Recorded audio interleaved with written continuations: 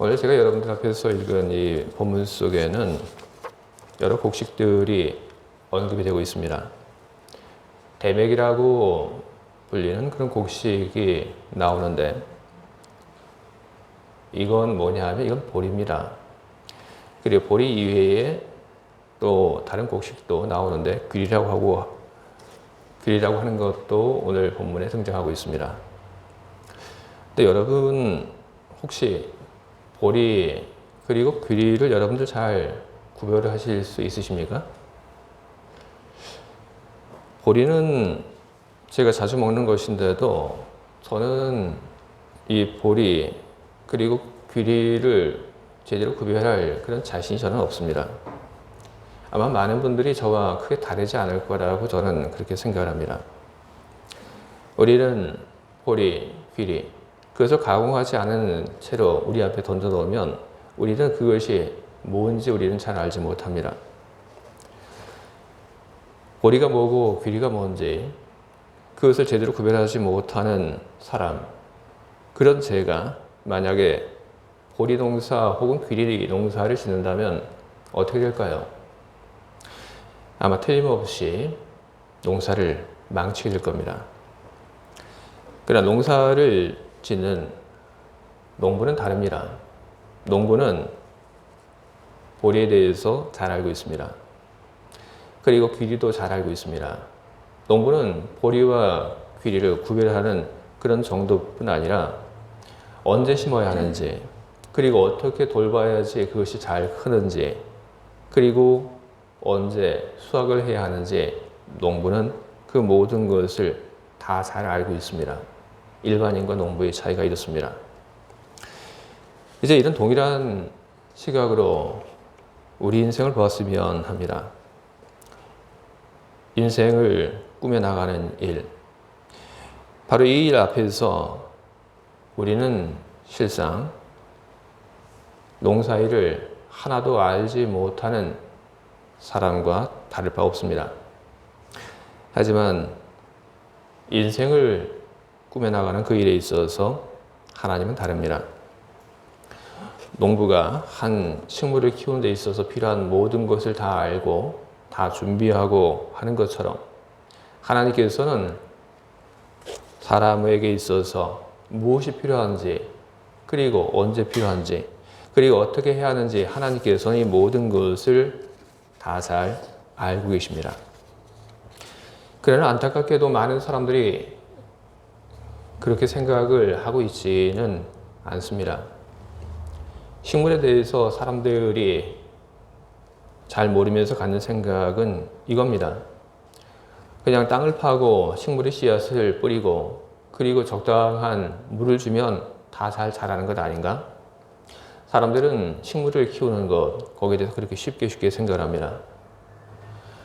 식물을 키우는 것에 대해서 잘 알지 못하는 사람이 이렇게 쉽게 이야기하는 것처럼 인생에 대해서 잘 알지 못하는 사람들은 인생에 대해서 너무나도 쉽게 이야기를 합니다. 그러면서 하나님의 도움에 대해서 그다지 필요하지 않다는 그런 태도를 갖습니다. 하지만 오늘 우리들이 보고 있는 이 성경의 말씀은 그와 같은 인간의 태도에 대한 부정을 선을 하고 있습니다. 그렇지 않다는 겁니다. 사람이 생각할 때 하나님의 도움 없이 사람의 지식과 사람의 지혜, 그것만 가지고도 얼마든지 잘 살아갈 수 있을 것 같지만 실상 그렇지 않다는 그런 이야기를 오늘 우리가 보고 있는 성경은 우리들에게 하고 있는 것입니다.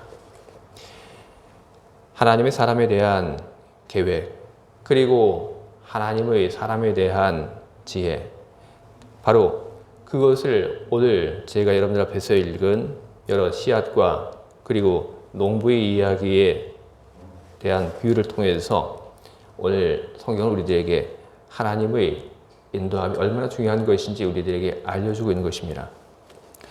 오늘 제가 읽은 이 본문에는 하나님을 의뢰하는 그 사람에게 하나님께서 어떻게 하시는지에 대해서 크게 세 가지 메시지를 우리들에게 전하고 있습니다.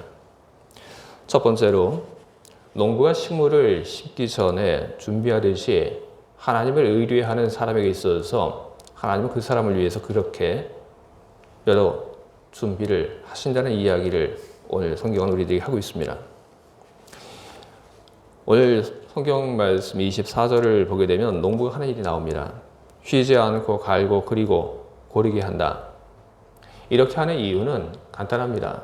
파종을 하기 위해서 그렇게 하는 것입니다.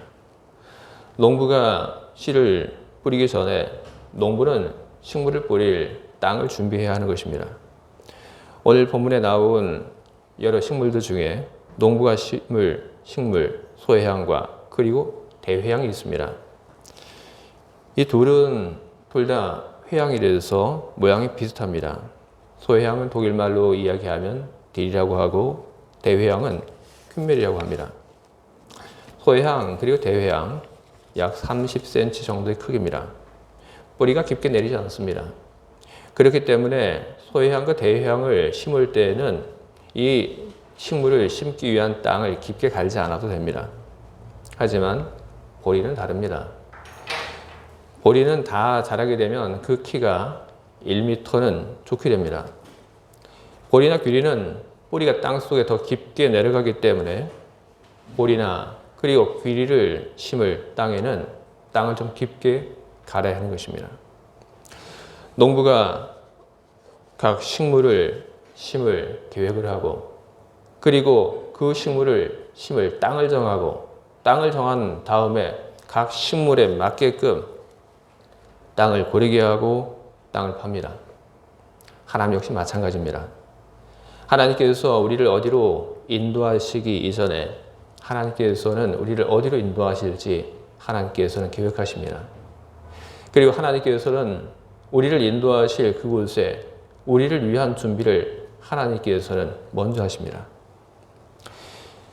바로 이런 이야기의 대표적인 인물이 바로 아브라함입니다. 하나님이 아브라함에게 그의 아들 이삭을 번제물로 바치라고 이렇게 말씀하셨습니다. 아브라함은 하나님의 명령을 받듭니다. 히브리서 11장 3절을 보게 되면 아브라함은 하나님이 능히 이삭을 죽은 자 가운데에서 다시 살릴 줄 생각했다. 이렇게 기록이 되고 있습니다. 하나님께서 이삭이 죽더라도 하나님께서 이삭을 다시 살릴 것을 아브라함은 믿었기 때문에 그래서 아브라함은 기꺼이 그의 아들을 하나님께 드릴 그런 마음을 세우게 되었던 겁니다. 이런 결심을 하긴 했지만 하나님께서 하시는 그 일들에 대해서 그의 마음은 평안했지만 그렇지만 그런 이야기를 가족에게 그는 할 수는 없었습니다. 가족에게 하나님께서 하신 그 이야기를 다 전하지 않고 아브라함은 그의 아들을 데리고 하나님께서 제사를 드리라고 한 그곳으로 갑니다. 이삭이 아버지에게 묻습니다. 아버지, 불과 나무는 있거니와 번제할 양은 어디 있나이까? 이 곤란한 아들의 그 물음에 대해서 아버지가 대답을 합니다.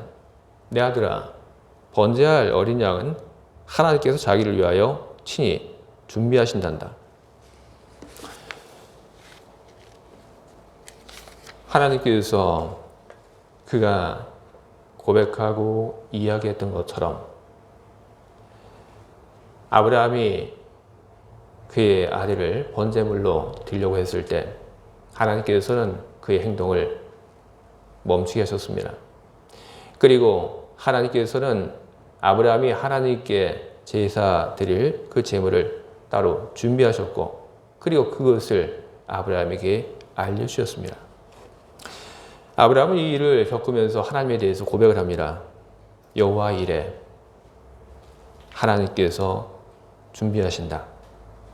아브라함은 하나님에 대한 이런 고백을, 이런 믿음을 그는 가졌던 것입니다. 하나님께서 모든 것을 준비하신다. 여호와 이레의 하나님. 그것은 아브라함만의 경험이 아닙니다. 그것은 우리 모두의 경험이기도 한 것입니다. 하나님께서는 우리를 위해서 준비하십니다.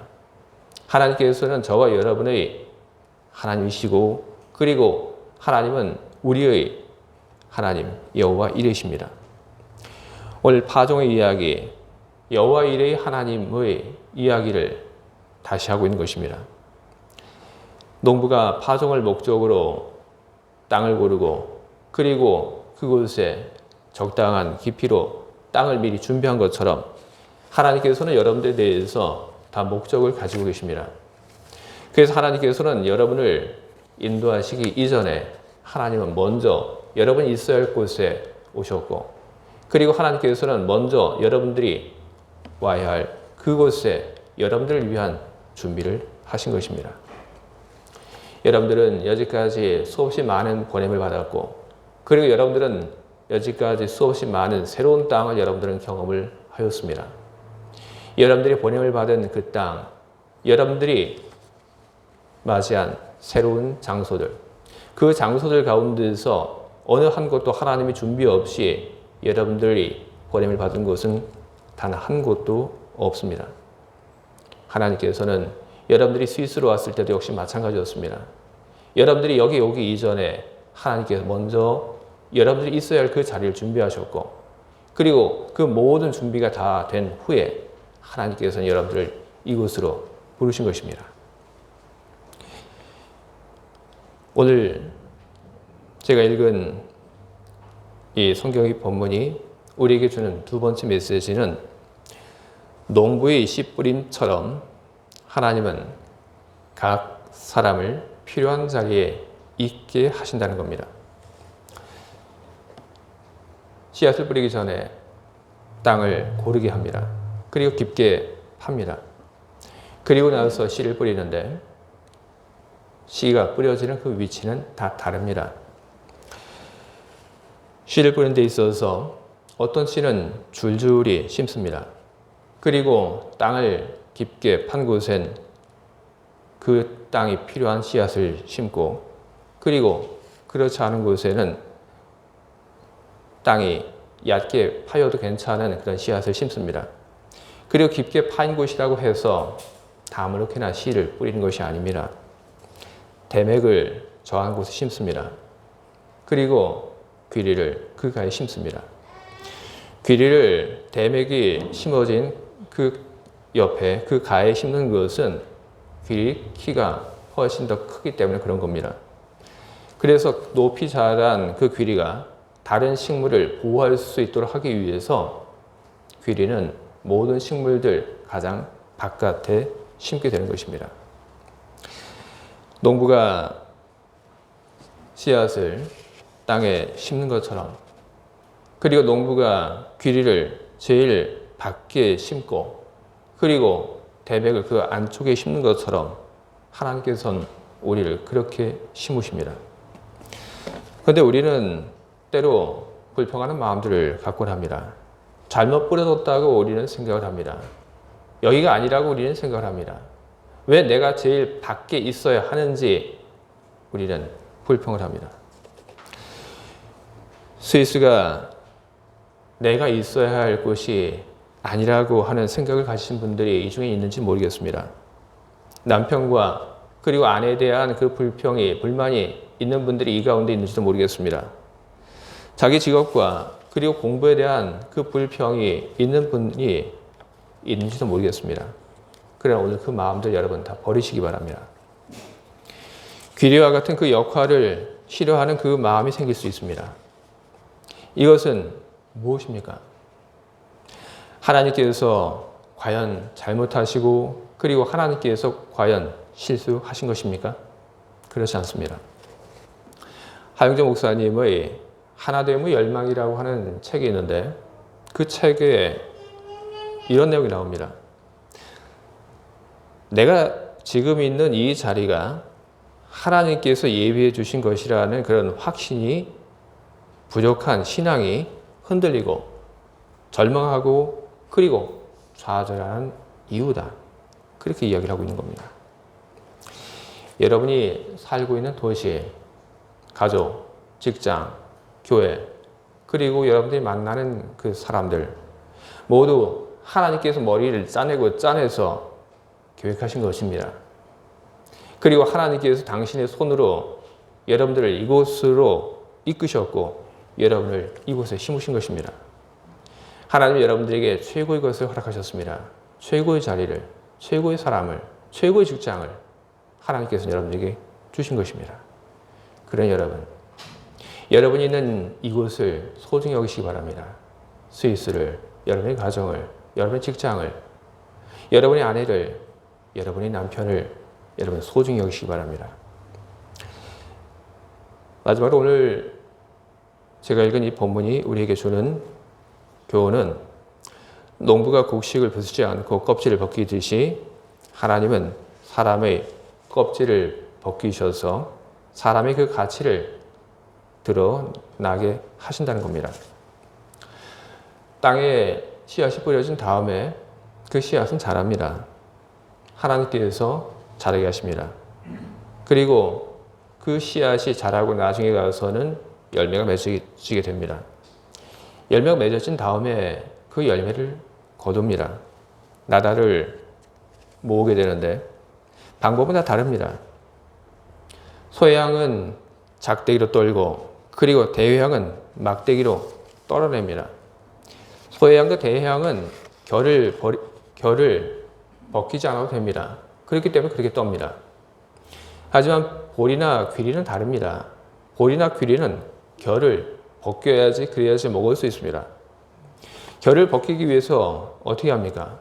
28절에 있는 말씀을 보게 되니까 수레바퀴에 굴리고 말굽에 밟게 한다. 그렇게 되어 있습니다. 그렇게 해서 결을 벗기고 그리고 알곡을 모은다고 그렇게 이해를 합니다. 사람이 또 살면서 불평을 하는 그런 경우가 있습니다.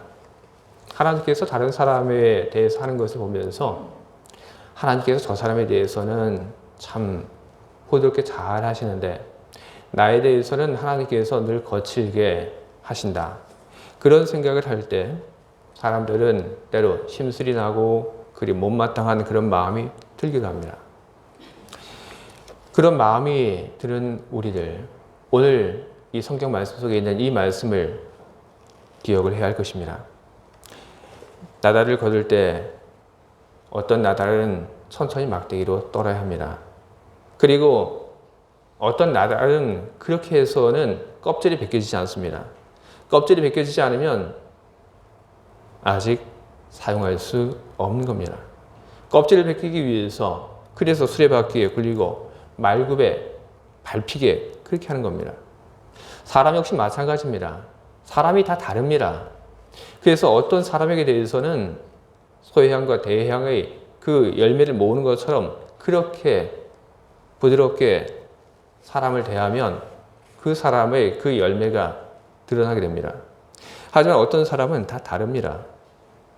그렇기 때문에 하나님께서는 각 사람에게 맞는 방법을 통하여 그 열매를 드러나게 하시고 그리고 그것을 모으신 것입니다. 하나님은 우리에 대해서 너무나 잘 알고 계십니다. 우리 자신보다도 더 잘 하나님 우리에 대해서 알고 계십니다. 그렇기 때문에 하나님께서는 우리에게 언제 자유를 줘야 하는지, 언제 그러지 않아야 하는지 알고 계십니다.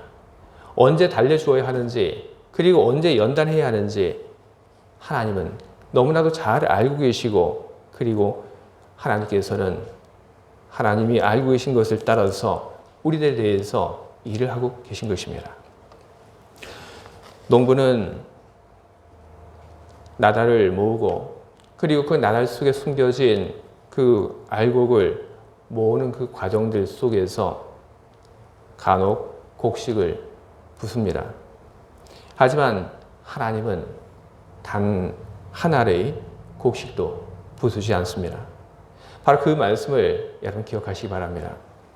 하나님께서 여러분들에게 때로 고난을 주시고 그리고 때로 여러분들에게 어려움을 주신다 하더라도 여러분 하나님께서 여러분을 망하게 그렇게 하시진 않을 겁니다. 하나님께서는 여러분들이 파괴되도록 그렇게 하지 않으실 겁니다. 하나님께서 여러분들에게 고난을 주시고 그리고 여러분들에게 어려움을 주시는 것, 그것은 여러분들이 그 껍질을 벗겨낼 만큼 하나님께서 여러분들에게 고난과 어려움을 주시는 것입니다. 주의 사랑하는 주리시 한수막교회 성도 여러분, 여러분 인생 속에서 하나님을 배제하지 마시기 바랍니다. 하나님 없이 나의 지식과 나의 경험으로 모든 것을 다 할 수 있다고 하는 그런 근거 없는 자신감을 여러분 내려놓으시기 바랍니다. 여러분의 인생 속에 하나님을 초대하시기 바랍니다. 하나님의 인도하심을 여러분 구하시기 바랍니다. 여러분 항상 기도하면서 하나님의 인도하심을 여러분 구하시기 바랍니다. 하나님의 인도하심을 구하는 여러분들 모두에게 하나님께서는 오늘 이 말씀을 통해서 우리에게 전하신 것처럼 그렇게 하실 겁니다. 하나님이 하나님을 의지하는 여러분들을 하나님께서는 여러분들을 위해서 새로운 땅을 준비하시고 그리고 그 준비가 다 된 후에 여러분들을 그곳으로 인도하실 것입니다. 때로 여러분들이 하나님을 잘 믿고 그리고 하나님의 인도하심을 여러분들이 기대하고 그리고 그것을 바라면서 산다 할지라도 때로 어려움도 있을 겁니다. 하지만 그 어려움이 여러분 무엇을 위한 것인지 여러분 기억하시기 바랍니다. 여러분을 더욱 빛나게 하기 위한 어려움, 고난입니다. 그 어려움들을 통하여 그 고난들을 통하여 여러분들은 더욱 높은 가치가 드러나는 그런 사람들이 되게 될 것입니다. 주님 안에서 긍정의 마음, 긍정의 신앙을 가지시기를 주님의 이름으로 당부를 드립니다. 여러분들 모두가 아름다운 알곡처럼 그리고 정금처럼 될 것입니다. 아멘. 기도하겠습니다.